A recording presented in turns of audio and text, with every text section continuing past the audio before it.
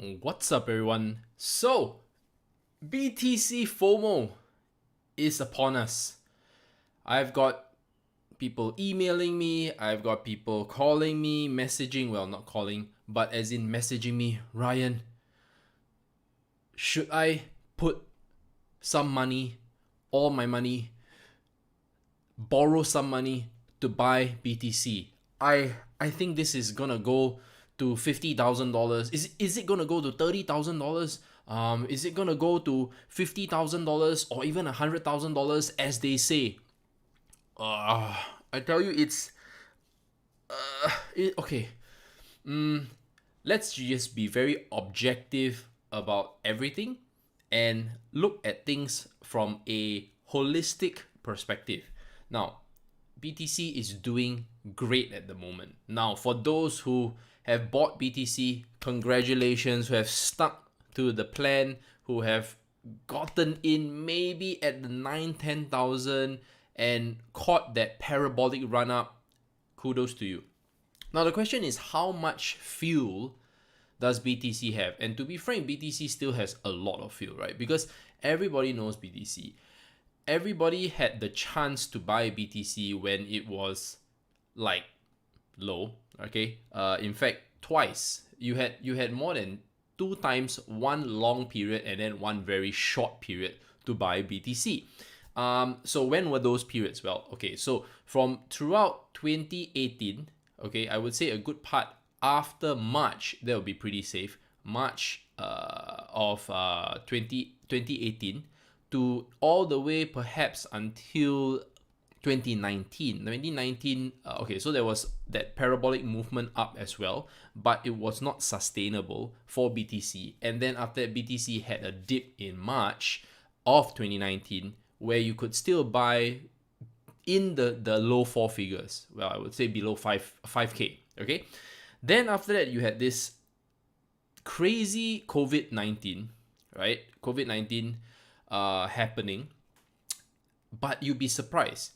The stock markets were still very, very bullish, still maintains bullish. And then after that, you have a huge uptick in the collectibles alternatives market. Tesla went crazy. And then after that, you have crypto. Now, crypto, I would say Bitcoin and Ethereum are the main 2 key ones that actually did extremely well. Now, of course, you have exceptions like Chainlink doing extremely well. You had crazy last minute 1-day pumps, for example, like 1 inch, and you had Tether doing exceptionally well in the last few days of 2020. Now, what's happening, guys? I think in everyone's mind, what is happening?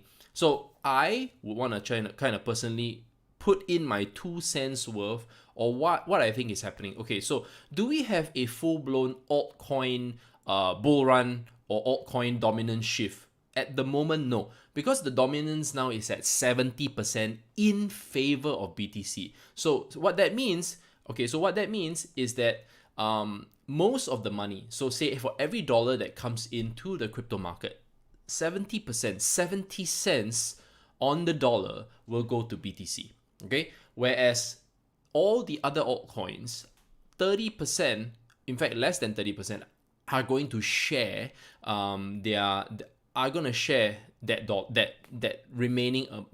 remaining amount. So it doesn't look too good for alts at the moment. But as we all know, for those who have been in the crypto space long enough, at some point BTC is going to go to a price where it's not as favorable, it's not as attractive for people to continue to keep buying. Hence, I would feel that there's going to be a shift. So what we call this is a dominance shift. How much will that shift be? To be frank, nobody knows. But we can look at the historical shifts in the dominance, right? So let's kind of go to the charts. Okay, and I have not prepared it. I was like, okay, of course, all the while I've been looking at the BTC price, looking at how amazing it is, And I must admit, people who have not done anything, just dollar cost average into BTC, all you need, guys, especially if you are new to the space, you have completely never touched or never owned any single cryptocurrency, Bitcoin, just buying and holding is one of the perfect ways. But do you need to leverage, and should you buy now? Personally, I'm not buying any Bitcoin, right? Like Bitcoin at this price to me is the all-time high. That's all. It's just my personal take. Could it go to $50,000 before shifting? Could the dominance go to 80%, 90% before it shifts? Before it shifts to other things, right? So this trickle down is very, very normal. Okay, why does this happen, right? It's just, okay, there's just so much attention and so much liquidity, there's so much cheap money that is going to come into the system, into the financial system, that every other asset class that is pegged to the US dollar will definitely go up. Okay, it's just like that. And interest rates are at the all-time low. When there's availability of cheap financing or cheap refinancing, a lot of people have surplus money to work with. Okay, and it has to go somewhere. Whether is it going into the alternative assets, right? Say for example, they don't touch the stock market, they don't believe in it. It's because most folks, right, from what I understand, they prefer investing with their 401k, right? Which is their sub account, whereas the cash portion will either go to crypto or some kind of collectibles. That is, of course, after all liabilities is sorted out. But yeah, so anyway, okay, let me just shift to the charts first. Yeah, guys, Merry Christmas to one and all, right? I think everyone is having the Boxing Day. Is it? Wait, no, shucks. Is it what? I can't even remember what is that day called after Christmas. Anyway, if someone can help me out, that would be awesome. It's good morning, Corey. Okay. Let's see now. Let's check the current market situation for the dominance. Okay.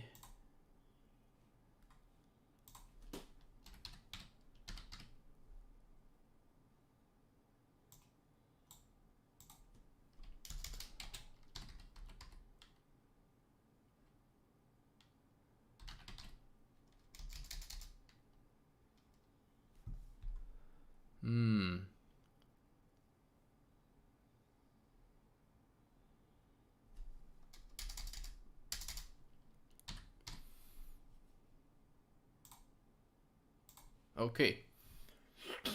All right, here we go.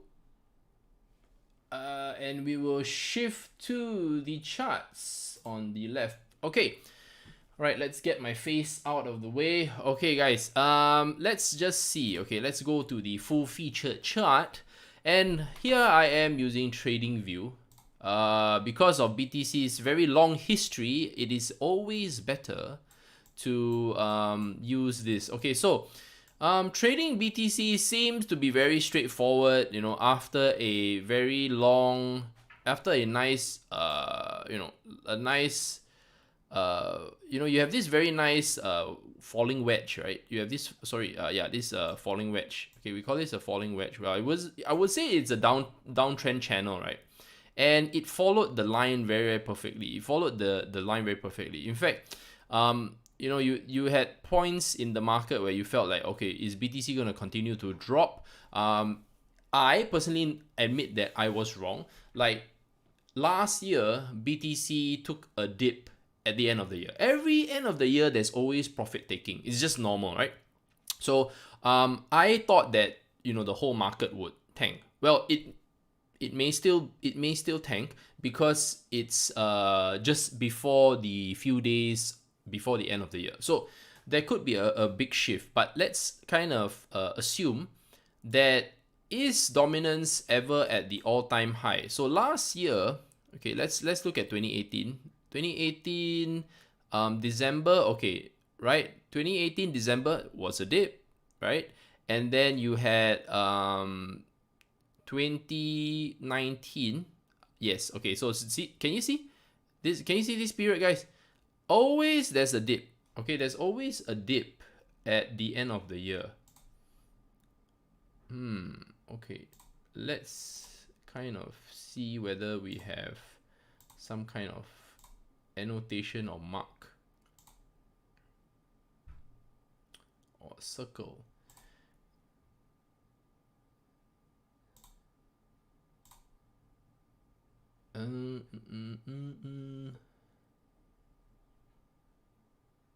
Okay, so if this period, right? Okay, so December period was a dip. Okay, 17th of December, you had this dip. Then after that, you had a dip from 23rd December all the way until 10th of February. So same thing here, 17th December all the way until March. But right now, this year, right, we seem to be having a very, very strong uptick in BTC. This is the dominance, guys. This isn't the BTC's price. So it is at the all-time high. Okay, so BTC dominance is at the all-time high. Because of the strength that is being shown in BTC at the moment, it will take some time before it decides to cool off. The market is just probably irrational, and I think you can kind of see in the chat that, in March, why do people keep saying it? Because in March, that's when February leading up to March, right? So you see February, this is the following year, right?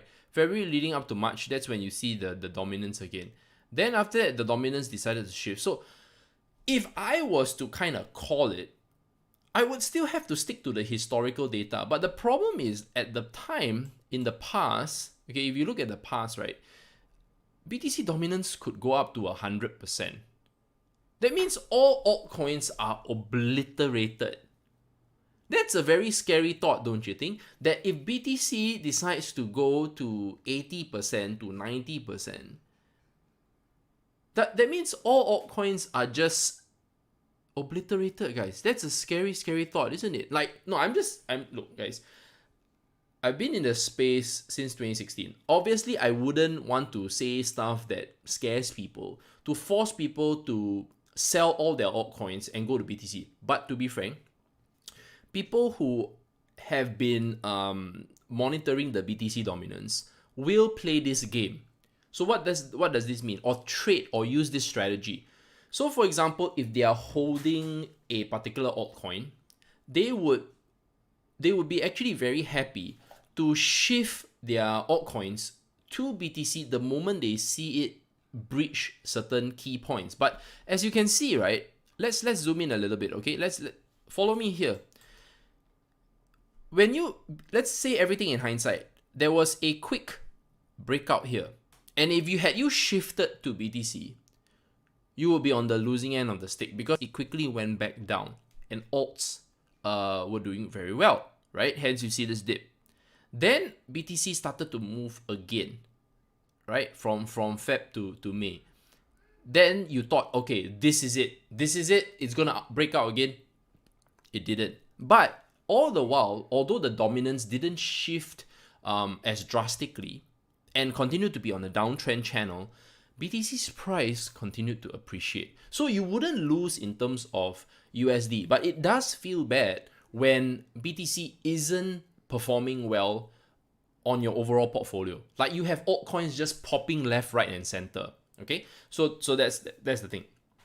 Now, what shocked probably folks was it didn't dip as drastically, okay, in August, September, because August leading up to September would be usually that kind of major take profit or dip.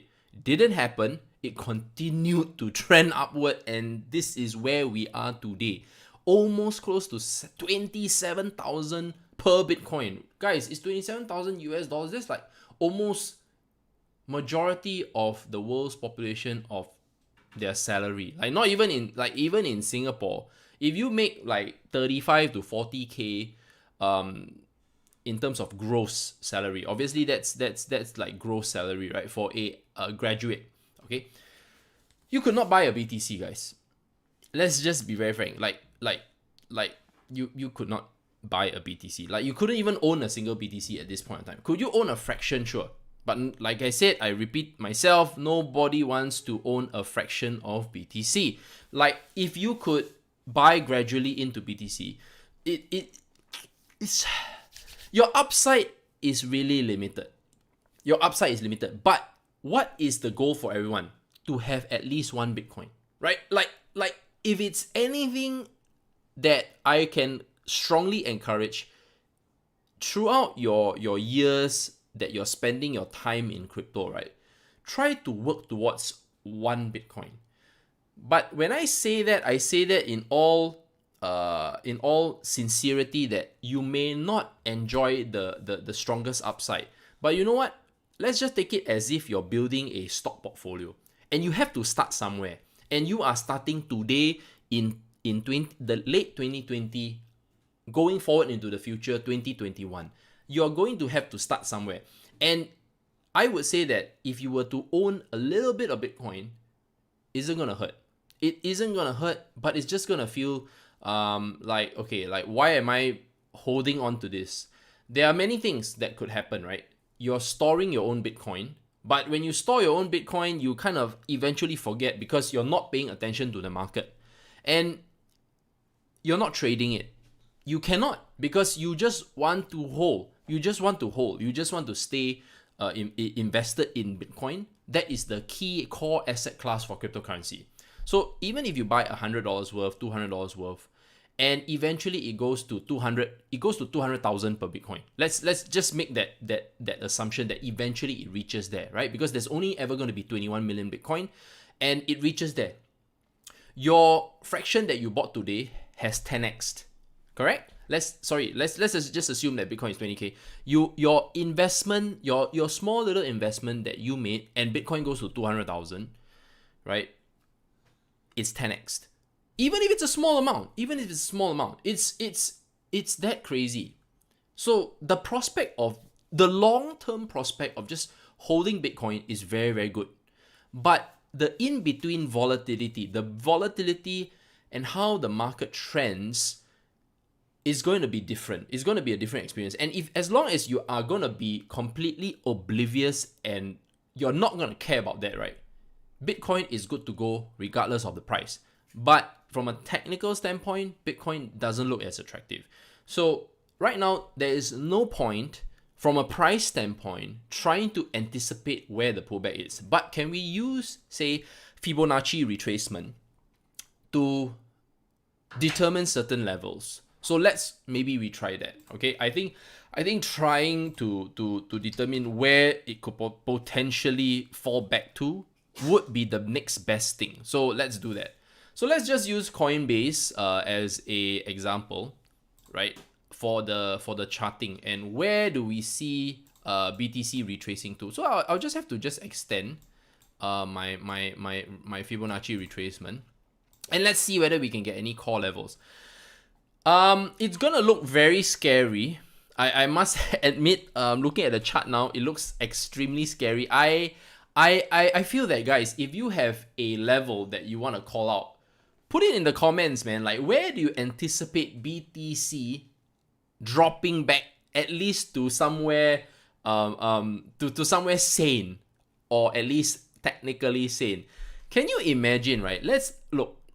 This is from 2018, okay, to 2018 to the current point, right? This is a very nice long-term FIPS, right? It's just following a very long-term price trend. This is from 11th of December 2017 to the low of 2018, okay? And then this is from 2018, because you can see there's a dip here, right? And then upwards.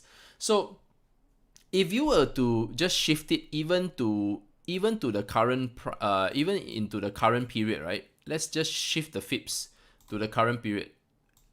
Okay, let's shift the FIPS to the current period. You would see that, okay, so 21,642, that's a discount of about 5k, right? Yeah, give or take, yes. Okay, so that's a discount of 5k from now.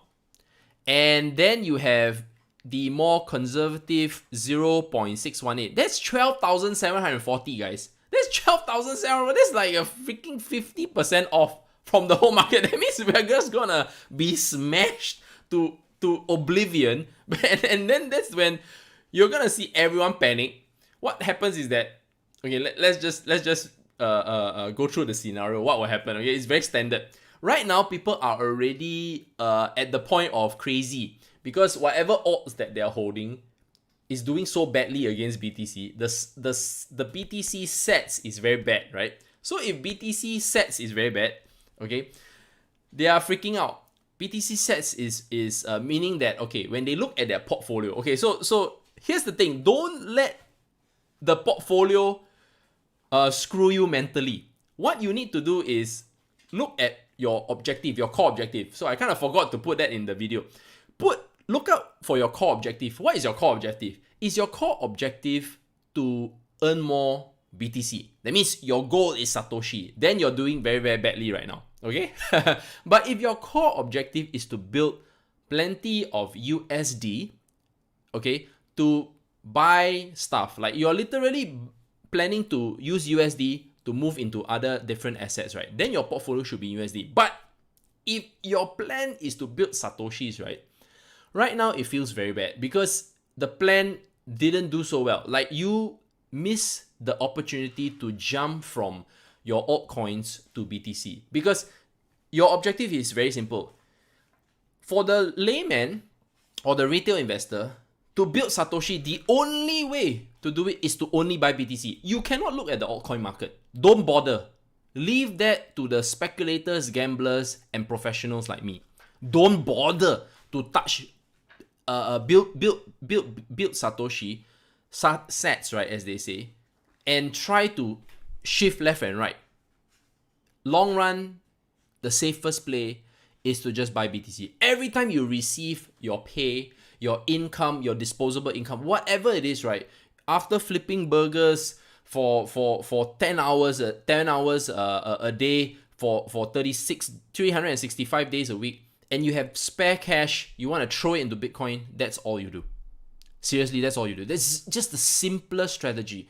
But trying to trade, do leverage, you try to gamble and try to make a higher return. Yes, that is possible. I'm not smashing anyone's dream of trying to make it or try to make more BTC. I'm not.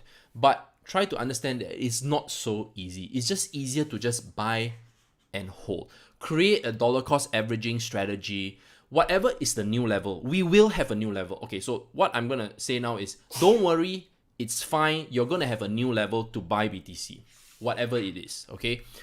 Wait for it to consolidate. So what is a consolidation? A consolidation are periods like this. Don't catch the falling knife. Number two, number one, wait for a consolidation. A consolidation just basically means when the price goes sideways in a very nice tight range, okay? That means it's moving between, say, 20,000 to 22,000, okay? And it's for a long period of time for you to really every time receive your pay, buy. Could it dip more? Always, definitely. This market is highly manipulated, just like any other money market, capital market. It's always manipulated. So you want to buy? Sure. That's your strategy. Doesn't take a genius to do that. Okay? It's basically simple. Now, the more sophisticated or professional way that I've been doing it, for me, my objective is not to accumulate as much BTC. My objective is really towards trading this market, right? And looking towards the higher ROI. Now, the higher ROI also carries significant amount of risk because whatever altcoins that are in this space do not have the longest price history or do not have the longest, soundest fundamental compared to BTC. Neither are they always the most secure, as we know, right? So if you are going to go towards that route, which is the altcoin route, bear in mind that you're putting your money at significantly higher risk compared to BTC. So I hope I kind of got that out of the way. Okay, this is nothing to do with dream stealing or whatever. Altcoins, if done right, actually can get you much more BTC in the long run. But when you do not know how to position your portfolio correctly and you don't have a game plan, so let's just assume Let me give you an example. Say you had $10,000 and you put it into a particular alt or a basket of altcoins.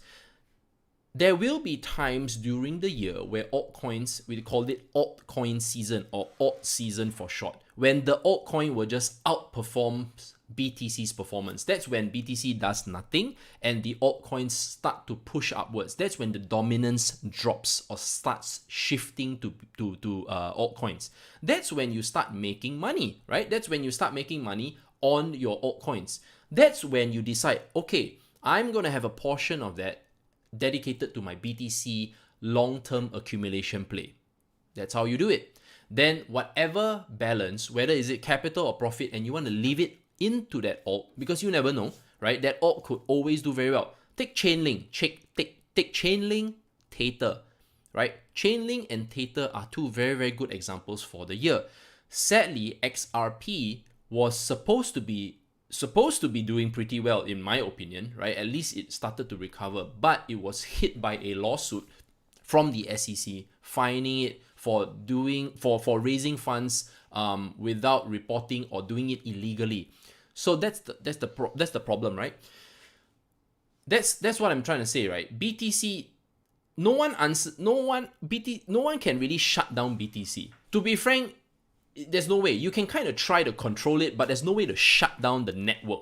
Whereas every single other cryptocurrency at the moment has a team of developers, and they are kind of still susceptible to jurisdictions, and how they raise their money at the time for their ICO or whatever kind of makes a lot of people concerned, because if SEC can kind of come down on XRP very hard, and it's very strange. Like, there was a period of time where SEC, well, there was a whole topic about which cryptocurrency is legal, like so-called are not deemed as securities. Yes, not deemed as securities. And I remember that that guy, that SEC guy or that chairman or whatever, came out to speak that, okay, this is, so far we find Ethereum is not a securities. Then after that, they looked at XRP is not a security, so on and so forth. They were looking at a few cryptocurrencies, and I sincerely thought that XRP would be fine, and now they just slapped them with a $1.3 billion fine. You know, like, so much FUD in the space. So that's what I'm trying to say, guys. Like, you can one moment be making a huge amount of money, and the next thing you're just suddenly just back to square one again. And look at XRP's price today. XRP's price as of now is at 30 cents. So, you know, it feels so bad. I feel so bad. Like, you waited all this while. See, look, let's go on the 1 year. Okay, so you see, can you imagine holding XRP? I'm not making fun of anyone, guys. It can happen to anybody. Okay, like look, like, okay, let's just assume, okay, you started accumulating since, I don't know, January of, oh sheesh, let's do all. Okay, let's say you okay, so the high of XRP was January of 2018 at $1.76, and then you have this whole lull period, like the longest lull period, guys. It feels so bad, no? Like, okay, let's say you start by, okay, finally you started accumulating. Okay, so this is the accumulation strategy, right? 30 over cents, then it goes all the way to even below 20 cents, and then finally when it started to gain some traction, it goes up to 51 cents. This kind of stuff happens, and now it's to 30 cents again. Like, what happened to the, like, oh my goodness, I will just pull out all my hair. Like literally, if I was in XRP, I'll just pull out all my hair. I'm like, this is, yeah, okay. So the people who are obviously following XRP will say this is all just FUD. You know, eventually they'll just pay the fine, and, you know, everything will be. That's true, right? That is entirely true. Like, XRP definitely could still just turn a corner, and the price will just continue to just run up again, as long as they are willing to pay that. And are they do they have the capability to do so? I would say they probably do, because right now XRP's market cap is like what, 10.55. So SEC is pretty smart, right? Like, I'm not quoting, but I'm just saying, I'll just take 10% of that. You know, as long as I take a little bit, and I'll still let them function. And as long as they don't mess up along the way, that's good. Because why would you want to kill the golden goose, right? Like if somehow, and to be frank, as any business would know, as long as they are able to pay the fine, they will always pay the fine, because they know that in the long run, as long as they are able to generate revenue, and XRP is definitely more of a profitable business at this point. It should be a profitable business. I'll be quite shocked that it isn't, because it has been in the top 5 for a very long time. So I would assume that they are a very profitable business, and they should be able to pay, right? They should be able to pay, and then everything goes back to normal for them, and hopefully the price starts to recover. That's kind of like the out of, like, what do you call that? What's that? That play that everyone is anticipating. So for those who are of a higher risk appetite, right? You would start buying as much XRP now. Okay? You would buy as much XRP now and anticipate, because nobody wants to go to jail. Like, no one wants to go to jail. Like no one's gonna, like you tell one founder, hey, you know what? Take the hit for us, and then I'll continue running this. No. Like, we're all rich, we're all billionaires. Like, hell no, I'm just gonna pay the fine to SEC. They'll bugger off, and then we'll continue. We'll just continue on our way and start making money. And that's what everyone, why, you see, and SEC is really smart. They come down when the market is bullish, right? When the market is bearish, you didn't hear anyone really getting smacked with a fine. Like no, right? The other one this year was Arthur Hayes, right, of BitMEX. Okay, so same thing, right? There's a reason for why everything is happening. It's always very, very interesting. That's why I tell you, there is always drama happening in the crypto space. It's just it's just one of those things, right? So I would say that if you really are someone who has high risk appetite, buy XRP, build on it. Now, this is not financial advice. I've put a full adult disclaimer. Buy XRP only if you have a high risk appetite, and wait for it to turn. But like I said, if this continues, right, XRP is, by the way, getting delisted. Okay, it's getting delisted, and there are exchanges considering delisting XRP. Also, at the same time, Bitwise has dumped their XRP. So let me just say Bitwise sells XRP. Wait, let's okay. So so crypto money manager Bitwise has liquidated 9.3 million worth of XRP in its crypto index fund. Okay, so Bitwise is basically a money management fund specifically for cryptocurrency, right? And the firm acted shortly after the US Securities and Exchange Commission sued the token's alleged creator. Now, that's the thing about crypto, right? And crypto funds. They have the full ability to liquidate as and when they want. Like, this was not like something that took months. Crypto funds have the ability to liquidate any large holding of crypto almost overnight. Okay, and all they need to do is make an announcement. They don't really have to write a letter to all their investors and inform. They can always liquidate first and then inform their investors. But it's very quick to make that decision. So don't forget that you're going to have to stomach the volatility from the whales. You're going to have to stomach the volatility from the market makers. And then at the same time, you're going to have to stomach the volatility from the market itself, right? The genuine organic market.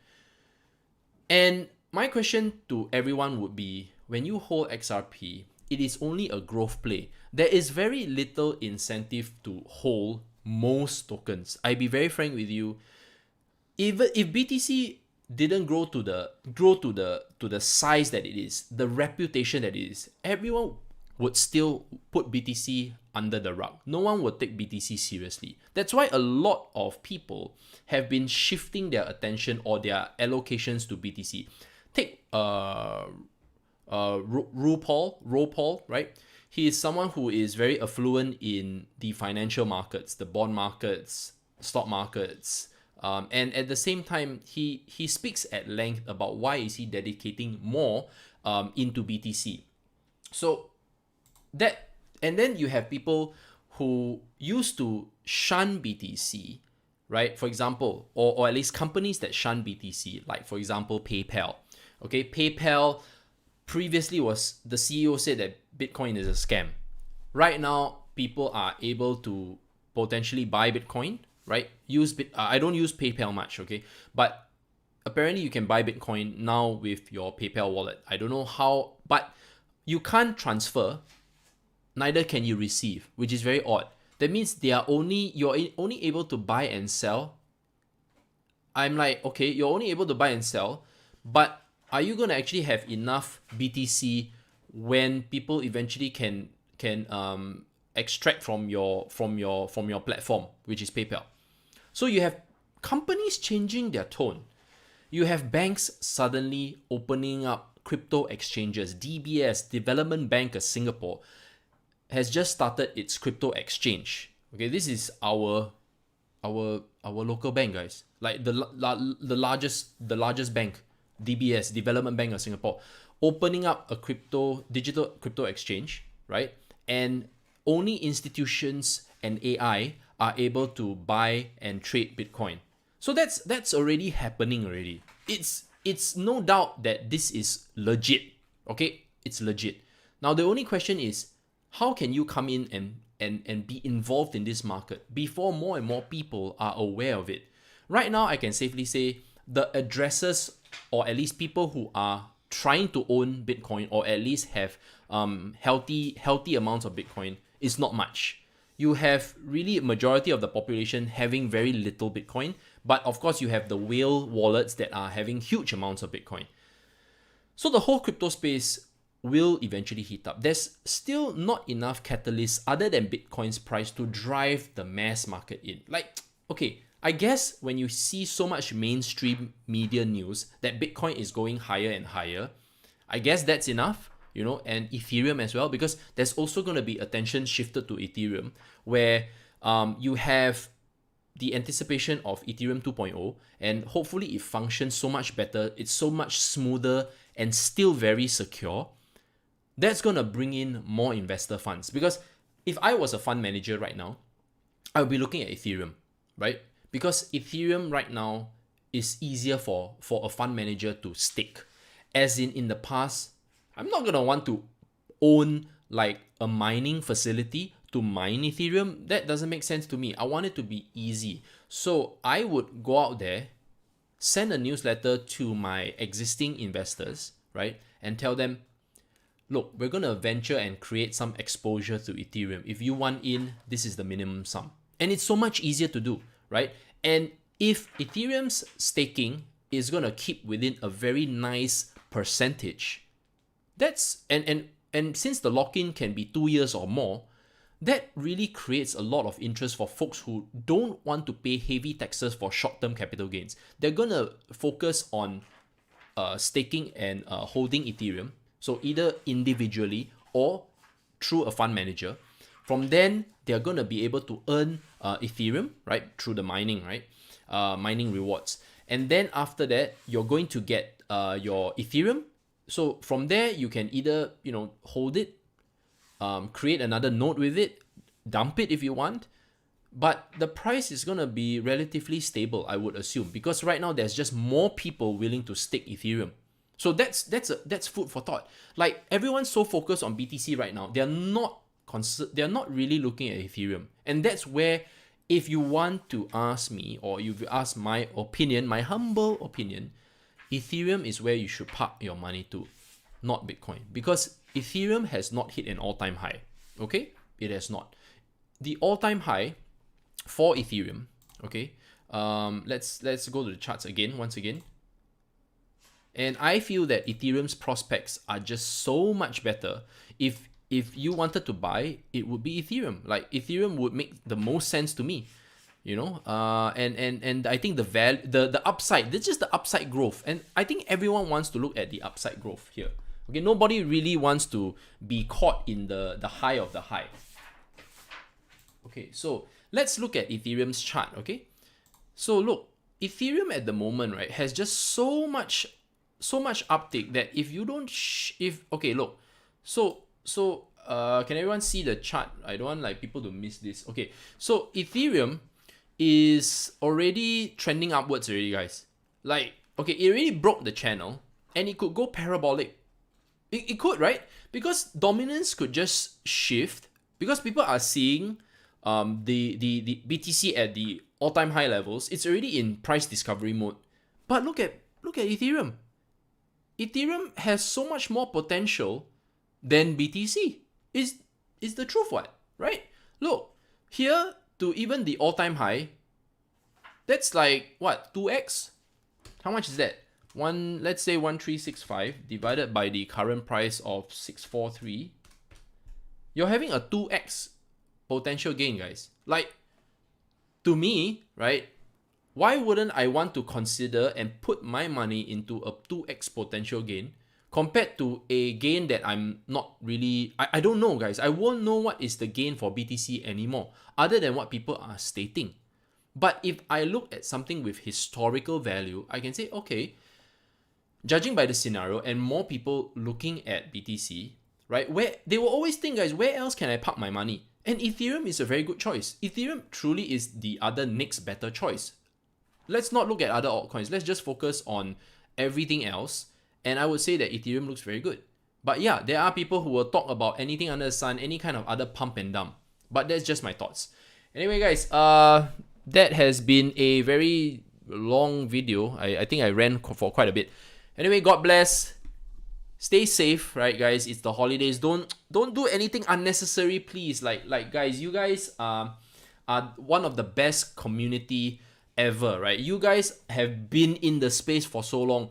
Don't get wiped out. Don't get wiped out. Okay, that's all I can say. Don't get wiped out. Stay safe. God bless and happy holidays and happy new year, guys. See you in the next live stream.